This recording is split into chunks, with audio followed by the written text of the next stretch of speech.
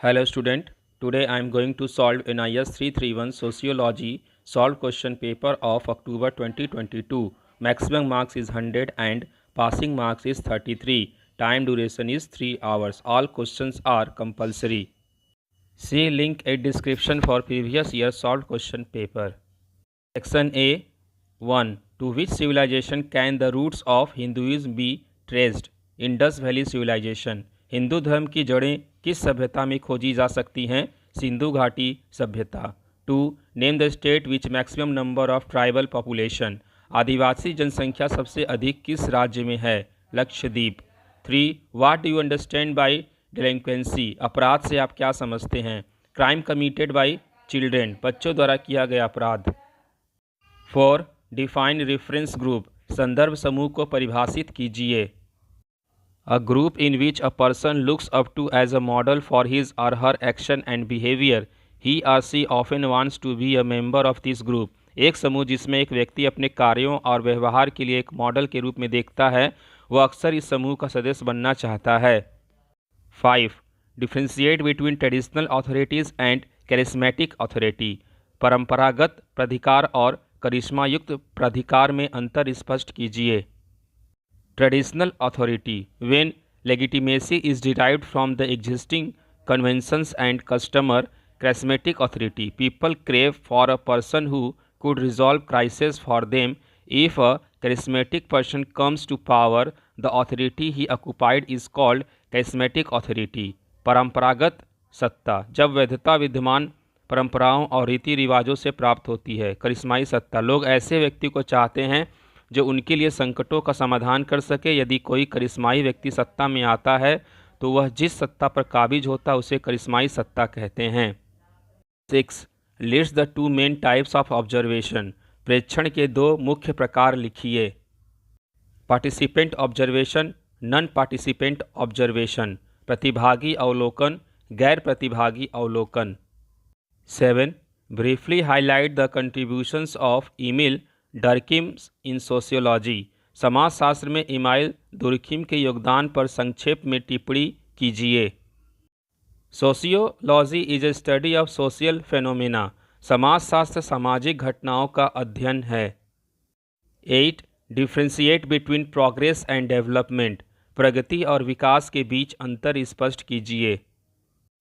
Progress is a change in a certain direction always towards some desired goals, and development is a strategy of planned social change in a direction that is considered desirable by the member of a society.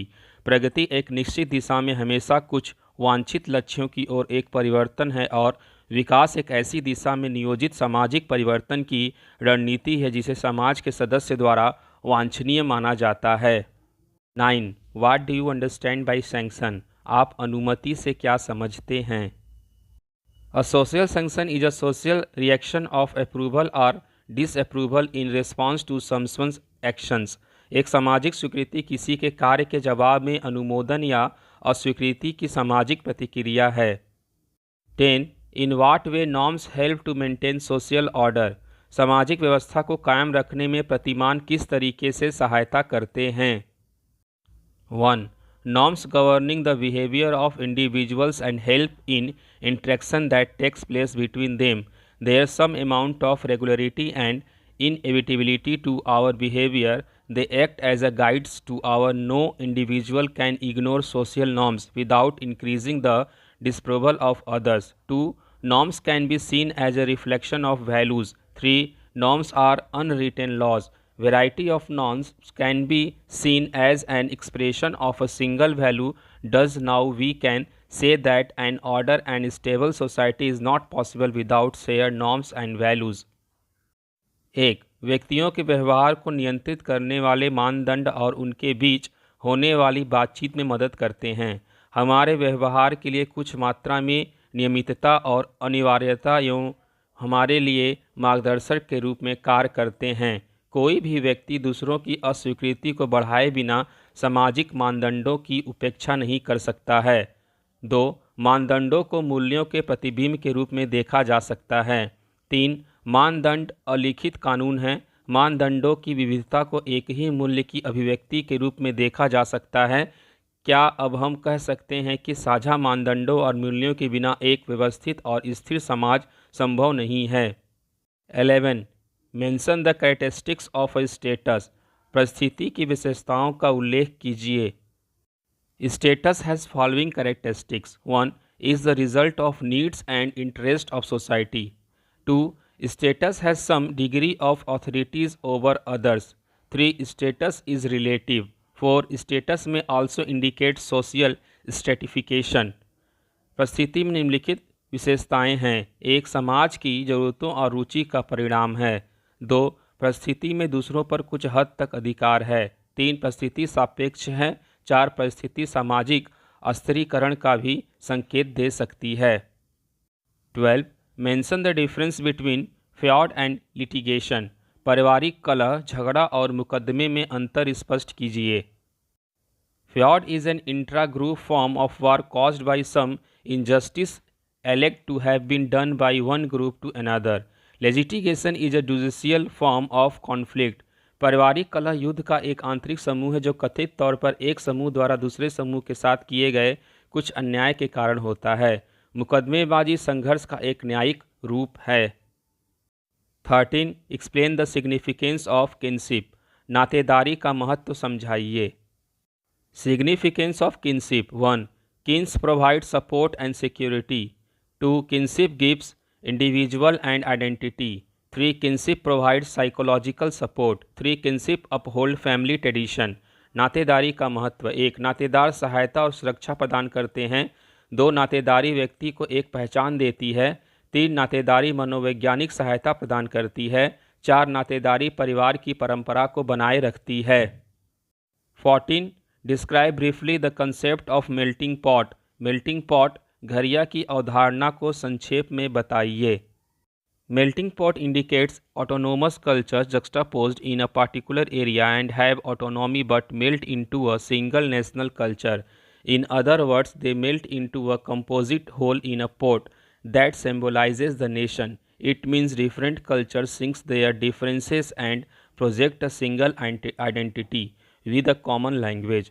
Melting pot एक विशेष क्षेत्र में स्वायत्त संस्कृतियों को दर्शाता है और स्वायत्तता रखता है, लेकिन एक ही राष्ट्रीय संस्कृति में पिघल जाता है। दूसरे शब्दों में वे एक बर्तन में समग्र रूप से पिघल जाते हैं तो राष्ट्र का प्रतीक है। इसका मतलब है कि विभिन्न संस्कृतियां अपने मतभेदों को भूल जाती हैं और एक आम भाषा के साथ एक ही पहचान पेश करती हैं। 15. Differentiate between society and association. समाज और संघ के बीच क्या अंतर है? 1. Society is a system of social relationships whereas an association is a group of people. 2. Society is abstract, it can not be seen or touched, but association is concrete. 3. Society is natural but associations are artificial. It is deliberately formed by the people for achievements of some definite interests. 4. Society may be organized or unorganized but association must be organized. 1. समाज सामाजिक संबंधों की एक व्यवस्था है जबकि संघ लोगों का एक समूह है। 2. समाज अमूर्त है, इसे देखा या छुआ नहीं जा सकता, लेकिन संघ ठोस है। 3. समाज प्राकृतिक है लेकिन संघ कृत्रिम है, यह जानबूझकर लोगों द्वारा कुछ निश्चित हितों की उपलब्धियों के लिए बनाई गई है। 4. समाज संगठित या असंगठित हो सकता है लेकिन संघ संगठित होना चाहिए। 16. Illustrate with examples how language is threat to national integration. भाषावाद किस तरह से राष्ट्रीय एकीकरण के लिए खतरा है, उदाहरण देकर स्पष्ट कीजिए। Language is excessive love and bias in favour of people who speak a particular language. You might have met people speaking Hindi, English, Bengali, Kannada, Telugu, Malayalam, Marathi and Gujarati etc. Different languages spoken by the people of our nation reveal clearly that India is a multilingual nation. We have 18 different languages in Schedule 8 of our Constitution. Hindi and English are our official languages. Each language has its literature and script. Language limits the people speaking the same language. Language and culture are inseparable. Language is a carrier of culture. It carries culture from one generation to the next and from one group to another. The teaching of a language to people speaking another language promotes the feeling of integration, but conflict often occurs over the relative status of language. This parochial tendency destroys the feeling of national integration. Our country has witnessed lingual riots in Tamil Nadu in 1964 and Assam 1967. Like communalism, the term language is used in a negative sense. Lingual patterns pose a threat to a national integration. भाषावाद उन लोगों के लिए है जो एक विशेष भाषा बोलते हैं, दूसरों के लिए प्रेम और पूर्वाग्रह है। आपने लोगों को हिंदी, अंग्रेजी, बंगला, कन्नड़, तेलुगु, मलयालम, मराठी, गुजराती आदि बोलते हुए सुना होगा। इस तरह विभिन्न भाषाओं को बोलना इस बात को बताता है कि हम एक बहुभाषीय राष्ट्र हैं। हमारे संविधान में 18 भाषाओं को 8वीं अनुसूची में मान्यता प्राप्त है। हिंदी एवं अंग्रेजी हमारी राजकीय भाषा है। हर एक भाषा की अपनी एक लिपि एवं साहित्य है। भाषावाद लोगों को एक ही भाषा बोलने तक सीमित कर देता है। भाषा और संस्कृति अलग नहीं किए जा सकते। भाषा संस्कृति की वाहक है। यह संस्कृति को एक पीढ़ी से दूसरी पीढ़ी तक और एक समूह से दूसरे समूह तक ले जाती है। भाषा को पढ़ाना लोगों को दूसरी भाषा के साथ एकीकरण में लाना है, लेकिन एक भाषा को दूसरी भाषा से ऊंचा या नीचा बताने में संघर्ष होता है। इस तरह की स्थानीय अभिवृत्ति राष्ट्रीय एकीकरण को कमज़ोर कर देती है। हमारे देश में तमिलनाडु ने 1964 और असम 1967 ने भाषाई दंगे देखे हैं। संप्रदायवाद की तरह भाषावाद का प्रयोग भी नकारात्मक रूप से किया जाता है। भाषावादी प्रतिमान राष्ट्रीय एकीकरण के लिए एक चुनौती है। 17. State the important feature of Kautilya अर्थशास्त्र। कौटिल्य के अर्थशास्त्र की मुख्य विशेषताएं बताइए। Kautilya's Arthashastra provides an insight into the ancient Indian ethology of political wisdom theory and the art of statecraft. It is one of the major political and strategic treatises that constitute a collection of timeless concepts. Kautilya का अर्थशास्त्र राजनीतिक ज्ञान, सिद्धांत और राज्य कला के प्राचीन भारतीय संकलन में अंतर्दृष्टि प्रदान करता है। यह प्रमुख राजनीतिक और रणनीतिक ग्रंथों में से एक है जो कालातीत अवधारणाओं का एक संग्रह है। 18. Explain how socialization plays an important role in personality development. समाजीकरण व्यक्तित्व विकास में महत्वपूर्ण भूमिका कैसे अदा करता है, इस कथन की समीक्षा कीजिए। Elements of socialization are communications, role identification and role performance and culture in which the child is reared up. This element regulate the behaviors of child in consonance with the approved norms and values. Thus, the process of socialization largely plays a dominant role in character formation and personality development of child. समाजीकरण के तत्व संचार, भूमिका पहचान और भूमिका प्रदर्शन और संस्कृति हैं जिसमें बच्चे का पालन पोषण किया जाता है। ये तत्व स्वीकृत मानदंडों और मूल्यों के अनुरूप बच्चे के व्यवहार को नियंत्रित करते हैं। समाजीकरण की प्रक्रिया बच्चे के चरित्र निर्माण और व्यक्तित्व विकास में काफ़ी हद तक प्रमुख भूमिका निभाती हैं। 19.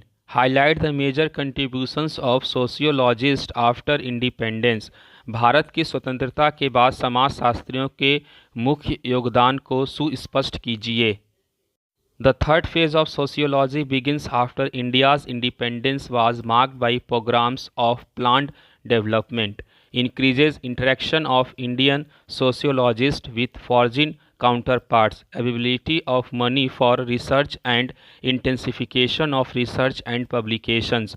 Indian sociologists and anthropologists came in contact with their counterparts in the United States of America area. Then their academic contact was mainly with the scholar of UK. Several collaborative projects of Indian and American sociologists began. Publications and research increased. More technique and research positions were created as sociology and social anthropology become university subject, and more of their department were opened up. In other words, there was a sharp increase in the popularity of sociology and social anthropology.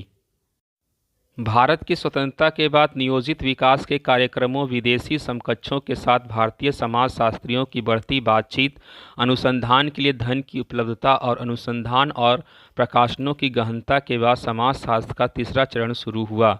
भारतीय समाजशास्त्री और मानवविज्ञानी संयुक्त राज्य America क्षेत्र में अपने समकक्षों के संपर्क में आए। उनके अकादमिक संपर्क मुख्य रूप से यूके के विद्वानों के साथ थे।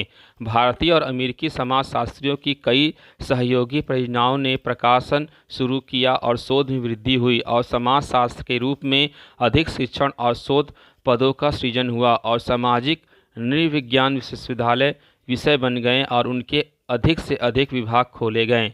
दूसरे शब्दों में समाजशास्त्र और सामाजिक नृविज्ञान की लोकप्रियता में तेजी से वृद्धि हुई। से link a description for previous year solve question paper. 20. Describe the changes that have taken place in rural society after independence. स्वतंत्रता प्राप्ति के बाद ग्रामीण समाज में हुए परिवर्तनों का वर्णन कीजिए। After independence, the Community Development Program was started in 1952. It meant an all-around development of village community with the involvement and participation of community was the main aim. Later on in 1955 and Panchayati Raj was started. The rural and urban societies have a continuous interaction among them. The villager visits the urban areas and come into contact with the urban people. Construction of roads and transportation have brought about lot of social and economic changes. Example, caste system is weakening. Now there is more mobility and it is becoming cash market from barter systems, etc. स्वतंत्रता के बाद 1952 में सामुदायिक विकास कार्यक्रम शुरू किया गया था। इसका मतलब था कि समुदाय की भागीदारी और भागीदारी के साथ ग्राम समुदाय के विकास से के आसपास एक मुख्य उद्देश्य। बाद में 1955 में और पंचायती राज शुरू किया गया था। ग्रामीण और शहरी समाजों की उनके बीच निरंतर बातचीत होती है। ग्रामीण शहरी क्षेत्रों का दौरा करता है और शहरी लोगों के संपर्क में आता है। सड़कों और परिवहन के निर्माण ने बहुत सारे सामाजिक और आर्थिक बदलाव लाए हैं। जाति व्यवस्था कमज़ोर हो रही है, अब अधिक गतिशीलता है और यह बार्टर सिस्टम आदि से नगद बाजार बन रहा है। 21. Mention the changes in the institution of marriage in contemporary India. समकालीन भारत में विवाह की संस्था में आने वाले परिवर्तनों का उल्लेख कीजिए। There has been a change in the form of marriage that is from plurality of partners or polygamy to one partner or monogamy. In modern era, monogamy is the most popular form of marriage. Process of selection of martial partner has also undergone changes in many ways. The boys and girls are selecting their mates who may belong to other castes. Such inter-caste marriages are now coming to be increasingly accepted by society and the family. The Special Marriage Act 1954 has recognized inter-caste and inter-religious marriages. The boy and girl may marry in the presence of the marriage officer by signing a legal document. The selection of life partners is now done more and more by the boys and girls themselves on the basis of mutual attraction and similarity of nature etc. The role of parents in the selection of mates is decreasing, especially in urban areas. The criteria of selection has also undergone considerable changes. Early, the elder of the family finalized the marriage proposal after considering family status etc. Status is important even now, but due importance is also given to the comparative merit of the boy and the girl and their likes and dislikes as well. The boys and girls are getting married at a later age. The Hindu Marriage Act 1955 has stipulated that the boy must have completed 21 years and girl must have over 18 years at the time of marriage. Child marriage has been banned by the Child Marriage Restraint Act 1929. विवाह साथी के वर्ण की प्रक्रिया में भी कई प्रकार के परिवर्तन आए हैं। अब आजकल लड़का और लड़की दूसरी जाति के जीवन साथी का वर्ण भी कर लेते हैं। इस तरह के अंतरजातीय विवाहों को अब बड़ी संख्या में समाज और परिवार भी मान्यता देने लगे हैं। विशेष विवाह अधिनियम 1954 अंतरजातीय और अंतरधार्मिक विवाहों को मान्यता देने लगा है। इस अधिनियम के अनुसार लड़के और लड़की को विवाह अधिकारी की उपस्थिति में कानूनी दस्तावेज पर हस्ताक्षर करने होते हैं। अब अधिकांश लड़के और लड़कियां अपने जीवन साथी का वर्ण पारंपरिक आकर्षण और समान स्वभाव के आधार पर करते हैं। वर्ण को इस प्रक्रिया में माता पिता की भूमिका विशेष करके शहरी क्षेत्रों में कम हो रही है। जीवन साथी वर्ण के आधार पर भी बहुत बड़ा परिवर्तन आ रहा है। पिछले दिनों में परिवार के बुजुर्ग विवाह के प्रस्ताव को अंतिम स्वरूप देते थे और ऐसा करने में वे परिवार की प्रतिष्ठा आदि को ध्यान में रखते थे। आज भी प्रतिष्ठा महत्वपूर्ण समझी जाती है, लेकिन लड़के और लड़की की उनकी पसंदगी और नापसंदगी की भी तुलनात्मक रूप से महत्वपूर्ण मानते हैं। अब लड़के और लड़की वयस्क उम्र में विवाह करने लगे हैं। हिंदू विवाह अधिनियम 1955 ने इस बात की ताकीद की है कि विवाह के समय लड़के की उम्र 21 वर्ष पूरी की हो जानी चाहिए और लड़की की उम्र 18 वर्ष। बाल विवाह निषेध अधिनियम 1929 के अनुसार बाल विवाह पर पाबंदी लगा दी गई है। पहले हिंदू विवाह को अविभाज्य समझा जाता था, लेकिन हिंदू विवाह अधिनियम 1955 ने हिंदू विवाह विच्छेद की स्वीकृति दे दी है, जिसके परिणाम स्वरूप विवाह का जो अस्थायित्व था उस पर विपरीत प्रभाव पड़ रहा है। लेकिन इस अधिनियम का सही पहलू यह है कि यदि पति पत्नी पारस्परिक रूप से असंगत अप्रसन्न हैं तो वे एक दूसरे से छुटकारा पा सकते हैं। 22. Describe the changes in the Indian caste system. भारतीय जाति व्यवस्था में आने वाले परिवर्तनों का उल्लेख कीजिए। 1. Sanskritization. It is a process by which any low caste could adapt to the behavior pattern, style of life and culture of high caste and claim membership in that high caste. 2. Westernization. It indicates adapting to Western style of living, language, dress pattern and behavior pattern. 3. Modernization. It is a process which primarily relies on scientific outlook, rational attitude, high social mobility, mass mobilization, empathy, belief in liberty, equality and fraternity, high level of motivation to do everything with perfection, specialization and super specialization in work, active participation and dealing with complex organizations.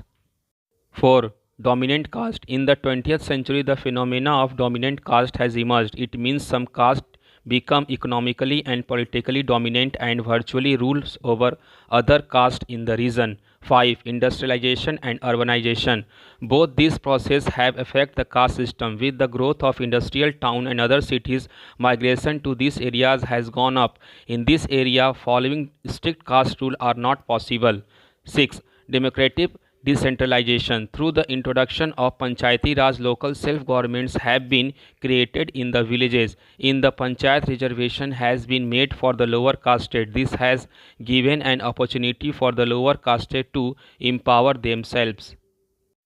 1. संस्कृतिकरण. यह एक ऐसी प्रक्रिया है जिसमें निम्न जाति के लोग ऊंची जातियों के व्यवहार, प्रतिमान, जीवन पद्धति, संस्कृति आदि का अनुकरण करते हैं. 2. पश्चिमीकरण. पश्चिमीकरण का आज से पश्चिमी जीवन पद्धति, भाषा, पोशाक और व्यवहार के प्रतिमान को कहते हैं. भारत में ब्रिटिश प्रभाव देखने को मिलता है. 3.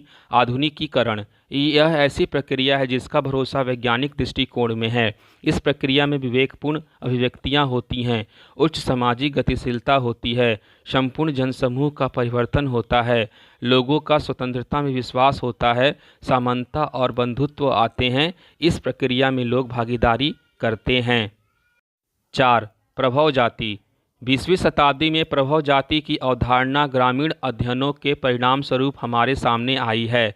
इसका मतलब है कि गांव की कुछ जातियां आर्थिक और राजनीतिक दृष्टि से प्रभावी हो जाती हैं और वे एक क्षेत्र विशेष में महत्वपूर्ण समझी जाती हैं. 5. औद्योगिकरण और नगरीकरण. इन दोनों प्रक्रियाओं ने जाति व्यवस्था को प्रभावित किया है. लोगों का स्थानांतरण गांवों से शहरों की ओर औद्योगिकरण और शहरीकरण के कारण हुआ है. शहरों में जाति के सख्त नियमों का पालन करना संभव नहीं है. 6. प्रजातांत्रिक विकेंद्रीयकरण. पंचायत राज स्वायत्तशासी संगठनों के गांव में स्थापित होने से स्थिति बदल गई है. पंचायती राज में आरक्षण है और इसने निम्न जातियों को सशक्त बना दिया है. 23. Explain briefly the informal means of social control. सामाजिक नियंत्रण के अनौपचारिक साधनों के बारे में संक्षेप में टिप्पणी कीजिए. Informal means of social control. In primary groups, the relationships are close, direct, and intimate. Social control is often maintained by informal mechanism, that is customs, tradition, folkways, mores, and religions. There are adopted means by informal groups. Informal mechanism of social control include established and accepted institutions relating to socialization, education, family, marriage, and religion, etc. It is executed through informal sanctions which may be positive or negative. Positive sanctions include a smile, a nod of approval, rewards, and promotion, etc. For instance, good performance in an examination may be rewarded with a bicycle or a watch by the parents. Negative sanctions include a frown, criticism, physical threats, and punishments. The unruly behavior in school may result in detention or severe punishment is an example of negative sanction. सामाजिक नियंत्रण के अनौपचारिक साधन। प्राथमिक समूहों में संबंध एकदम निकट, प्रत्यक्ष और अतरंग होते हैं। प्रायः सामाजिक नियंत्रण अनौपचारिक साधनों द्वारा ही बनाए रखा जाता है, जैसे प्रथाएं, लोक रीतियाँ, लोकाचार तथा धर्म द्वारा। ये अनौपचारिक समूहों द्वारा अपनाए गए साधन हैं। सामाजिक नियंत्रण की अनौपचारिक संरचनाओं में समाजीकरण, शिक्षा, परिवार, विवाह तथा धर्म इत्यादि से संबंधित स्वीकृतियों के माध्यम से कार्य करता है, चाहे वे सकारात्मक हो अथवा नकारात्मक। सकारात्मक स्वीकृतियों में मुस्कुराना, स्वीकृति में सिर हिला देना, पुरस्कार और पदोन्नति आदि सम्मिलित होती हैं। उदाहरण, परीक्षा में अच्छी तरह सफलता प्राप्त करने पर माता पिता द्वारा एक साइकिल अथवा घड़ी द्वारा पुरस्कृत किया जा सकता है। नकारात्मक स्वीकृतियों में भौहें चढ़ाना या त्योरी बदलना, आलोचना करना, शारीरिक दंड और अन्य दंड आते हैं। विद्यालय में अनियमित व्यवहार का परिणाम स्कूल से निकालना अथवा कठोर दंड हो सकता है, जो नकारात्मक स्वीकृति का एक उदाहरण है। 24. Describe the relationship between acculturation, assimilation and integration. सांस्कृतिक आत्मसात्करण एवं एकीकरण के बीच संबद्धता का उल्लेख कीजिए। 1. The basic principles of culture contact are acculturation, assimilation, and integration. 2. These form part and parcel of social process. In other words, social processes constitute these three processes of social change in different culture and social group. 3. Borrowing and acquiring various cultural traits are also common features in all the three. 4. Transmission of cultural traits and their acceptance and adaptation in different degree and extent is also common characteristics of these three processes. 1. सांस्कृतिक संपर्क के मूल सिद्धांत संस्कृतिकरण, आत्मसात्करण और एकीकरण होते हैं। 2. ये सामाजिक प्रक्रियाओं के मूल अंग हैं। दूसरे शब्दों में ये सामाजिक प्रक्रियाएं विभिन्न संस्कृतियों और सामाजिक समूहों में सामाजिक परिवर्तन की प्रक्रिया को इंगित करती हैं। 3. इन तीनों में विभिन्न संस्कृतियों के तत्वों के आदान प्रदान और ग्रहण करने की विशेषताएं होती हैं। 4. सांस्कृतिक गुणों का प्रसारण और स्थानांतरण और उनका विभिन्न सीमा में ग्राह्यता और अपनाया जाना भी इन तीनों प्रक्रियाओं की समान विशेषताएं हैं। Section B, Option 1, 25. Who started the first school of Dalit girls in Maharashtra? Maharashtra में दलित लड़कियों के लिए पहला स्कूल किसने शुरू किया? Jyotiba Phule. 26. Which law provides for maternity leave for women? The Maternity Benefit Act. कौन सा कानून महिलाओं के लिए मातृत्व अवकाश प्रदान करता है? मातृत्व लाभ अधिनियम। 27. Mention the ways to check domestic violence. घरेलू दुर्व्यवहार पर किन तरीकों से नज़र रखी जा सकती है, उनका उल्लेख कीजिए। 1. Educating women to effective implementation of law. 1. महिलाओं को शिक्षित करना। 2. कानूनों का प्रभावी कार्यान्वयन। 28. What is the difference between female foeticides and female infanticides? बालिका भ्रूण हत्या और बालिका शिशु हत्या में क्या अंतर है? Female foeticides refer to the intentional abortion of a female fetus in the womb, usually through illegal means or sex-selective abortion. Due to the preference for male children in certain societies, this practice is prevalent in some parts of the world where gender bias and discrimination against females exist. Female infanticides refer to the deliberate killing of female infants soon after they are born. This practice is also often motivated by the preference for male children and is seen in some societies where females are considered a burden due to various reasons like dowry system etc. कन्या भ्रूण हत्या कुछ समाजों में पुरुष बच्चों के लिए वरीयता के कारण आमतौर पर अवैध तरीकों या लिंग चयनात्मक गर्भपात के माध्यम से गर्भ में कन्या भ्रूण के जानबूझकर गर्भपात को संदर्भित करता है। यह प्रथा दुनिया के कुछ हिस्सों में प्रचलित है जहां लैंगिक पूर्वाग्रह और महिलाओं के खिलाफ भेदभाव मौजूद है। बालिका शिशु हत्या का तात्पर्य कन्या शिशुओं के पैदा होने के तुरंत बाद उनकी जानबूझकर हत्या से है। यह प्रथा भी अक्सर पुरुष बच्चों को वरीयता देने से प्रेरित होती है और कुछ समाजों में देखी जाती है जहां दहेज प्रथा आदि जैसे विभिन्न कारणों से महिलाओं को बोझ माना जाता है। 29. Discuss the role of self-help groups for empowering rural women in India. Bharat में ग्रामीण स्त्रियों को सशक्त बनाने में स्वयं सहायता समूहों की भूमिका पर प्रकाश डालिए। The following are some ways in which self-help groups have empowered rural women in India.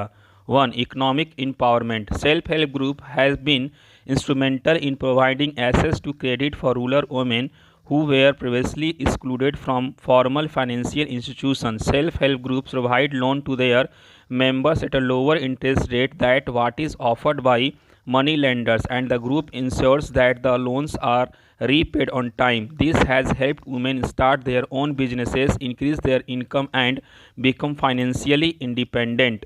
2. Skill development.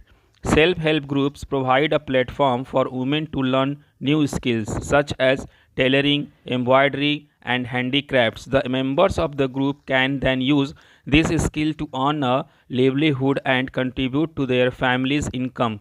Self-help groups also provide training on financial management, leadership, and entrepreneurship, which helps women become more self-reliant.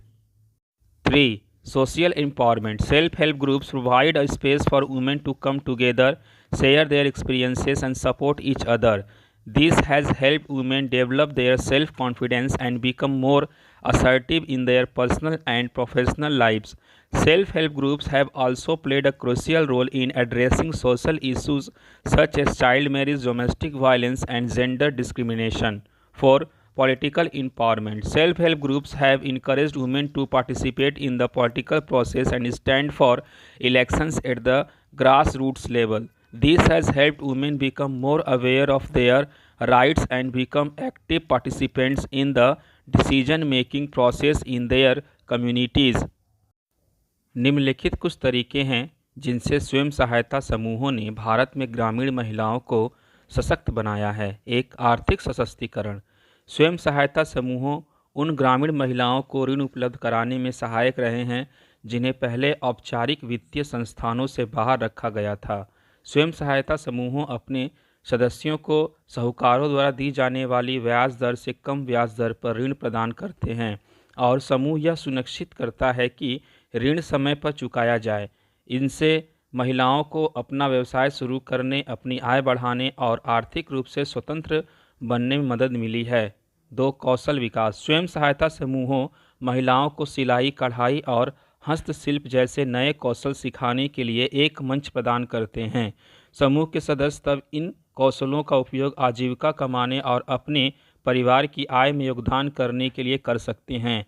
स्वयं सहायता समूह वित्तीय प्रबंधन, नेतृत्व और उद्यमिता पर प्रशिक्षण भी प्रदान करते हैं जिससे महिलाओं को अधिक आत्मनिर्भर बनने में मदद मिलती है। 3. सामाजिक सशक्तिकरण।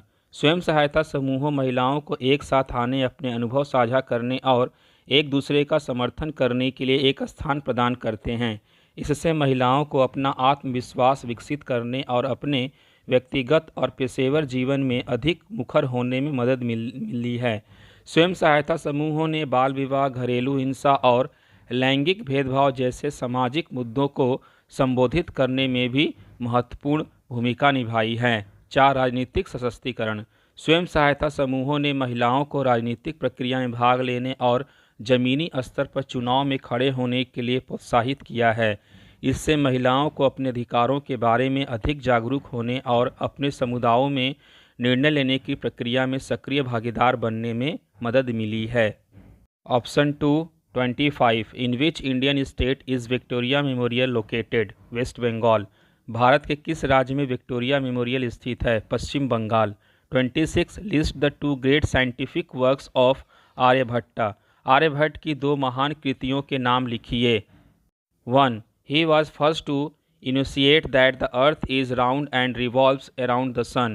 2. He explained the movement of stars in analyzed the causes of the solar and lunar eclipse, moreover etc. 1. वह सर्वप्रथम प्रतिपादित करने वाले थे कि पृथ्वी गोल है और सूर्य के चारों ओर चक्कर लगाती है। 2. उन्होंने सूर्य और चंद्र ग्रहण आदि के कारणों का विश्लेषण करने के लिए तारों की गति की व्याख्या की। 27. Name any two literacy creations of the ancient India. प्राचीन भारत के दो साहित्यिक रचनाओं के नाम लिखिए। Ramayana and Mahabharata. 28. Explain by giving suitable example. Culture is a learned behaviour. संस्कृति एक सीखा हुआ व्यवहार है। इस कथन को उदाहरण देकर समझाइए। Culture is a learned behaviour and not genetically inherited, nor it is an instinctive behavior. It is acquired by human beings from the society in which they are brought up. Consequently, culture is unique to the human species. For example, we have learned to greet with namaskar because we have seen others doing in the same manner, for we have been told by our elders to do so. संस्कृति एक सीखा हुआ व्यवहार है और आनुवांशिक रूप से विरासत में नहीं मिला है, और न ही यह एक सहज व्यवहार है जो मनुष्य द्वारा उस समाज से प्राप्त किया जाता है जिसमें उन्हें लाया जाता है, जिसके परिणाम स्वरूप संस्कृति मानव प्रजाति के लिए अद्वितीय है। उदाहरण के लिए, हमने नमस्कार के साथ अभिवादन करना सीखा है क्योंकि हमने दूसरों को भी ऐसा करते देखा है, क्योंकि हमारे बड़ों ने हमें ऐसा करने के लिए कहा है। 29. Describe the role of mass media on diffusion of culture. संस्कृति के विकास में जनसंचार माध्यमों की भूमिका का उल्लेख कीजिए। Role of mass media on diffusion of culture. 1. Sharing of cultural values and believes. Mass media disseminates cultural values and beliefs to a wide audience, which helps in shaping cultural norms and practices. 2. Dissemination of cultural knowledge. Mass media helps in sharing cultural knowledge and information including history, art, literature and traditions, which can help in preserving cultural heritage. 3. Promotion of cultural diversity. Mass media can be a powerful tool for promoting cultural diversity by showcasing different cultures, languages and lifestyles, which can foster cross-culture understanding and appreciation. For creation of cultural products. Mass media also plays a role in the creation of cultural products such as music, films and books, which can help in the diffusion of culture by making it accessible to a larger audience. जनसंचार माध्यम संस्कृति के प्रसार को प्रभावित करते हैं। 1. सांस्कृतिक मूल्यों और विश्वासों को साझा करना। जनसंचार माध्यम व्यापक दर्शकों के लिए सांस्कृतिक मूल्यों और विश्वासों का प्रसार करता है जो सांस्कृतिक मानदंडों और प्रथाओं को आकार देने में मदद करता है। 2. सांस्कृतिक ज्ञान का प्रसार। जनसंचार माध्यम इतिहास, कला, साहित्य और परंपराओं सहित सांस्कृतिक ज्ञान और जानकारी साझा करने में मदद करता है जो सांस्कृतिक विरासत को संरक्षित करने में मदद कर सकता है। 3. सांस्कृतिक विविधता को बढ़ावा। विभिन्न संस्कृतियों, भाषाओं और जीवन शैली को प्रदर्शित करके सांस्कृतिक विविधता को बढ़ावा देने के लिए जनसंचार माध्यम एक शक्तिशाली उपकरण हो सकता है। 4. सांस्कृतिक उत्पादों का निर्माण। जनसंचार माध्यम संगीत, फिल्म और पुस्तकों जैसे सांस्कृतिक उत्पादों के निर्माण में भी भूमिका निभाता है जो संस्कृति को व्यापक दर्शकों तक पहुंचाने में मदद कर सकता है। See link a description for previous year solved question paper.